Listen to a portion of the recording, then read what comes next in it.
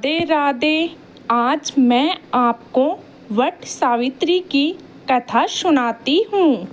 वट सावित्री व्रत महिलाएं अखंड सौभाग्य की प्राप्ति के लिए रखती हैं। वट सावित्री व्रत हर साल जेठ मास की अमावस्या तिथि के दिन रखा जाता है।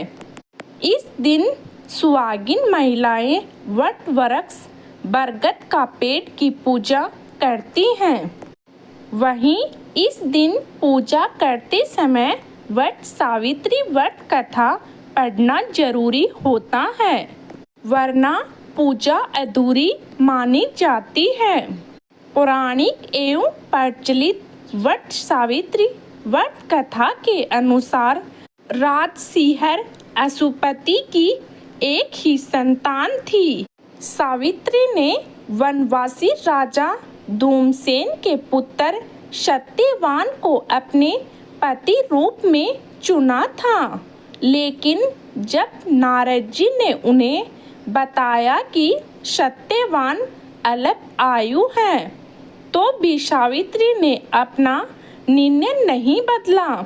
वह समस्त राज वैभव त्याग कर सत्यवान के साथ उनके परिवार की सेवा करते हुए वन में रहने लगी। सत्यवान लकड़ियां काटने जंगल गया। वहां वह मूर्छित होकर गिर पड़े। सावित्री ने वट वृक्ष के नीचे अपने गोद में पति का सिर रख उसे लेटा दिया। उसी समय यमराज सत्यवान के प्राण लेने आए।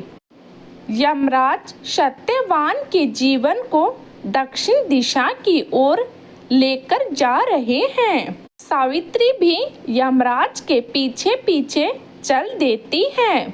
उन्हें आता देख यमराज ने कहा कि हे पतिव्रता नारी, पृथ्वी तक ही पत्नी अपने पति का साथ देती है, तुम वापस लौट जाओ। सावित्री ने कहा, जहाँ मेरे पति रहेंगे वहीं मुझे भी रहना है, यही मेरा पत्नी धर्म है। यमराज के कई बार मना करने पर भी वह नहीं मानी। अंत में सावित्री के साहस और त्याग से यमराज ने प्रसन्न होकर उनसे 3 वरदान मांगने को कहा।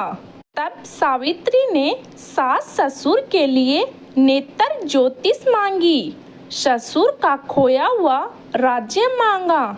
वह अपने पति सत्यवान के 100 पुत्रों की मां बनने का वर भी मांगा। तीनों वरदान सुनने के बाद यमराज ने कहा, तथास्तु, ऐसा ही होगा। यमराज आगे बढ़ने लगे। सावित्री ने कहा कि हे प्रभु, मैं एक पतिव्रता पत्नी हूँ और आपने मुझे पुत्रवती होने का आशीर्वाद दिया है। यह सुनकर यमराज को सत्यवान के प्राण छोड़ने पड़े।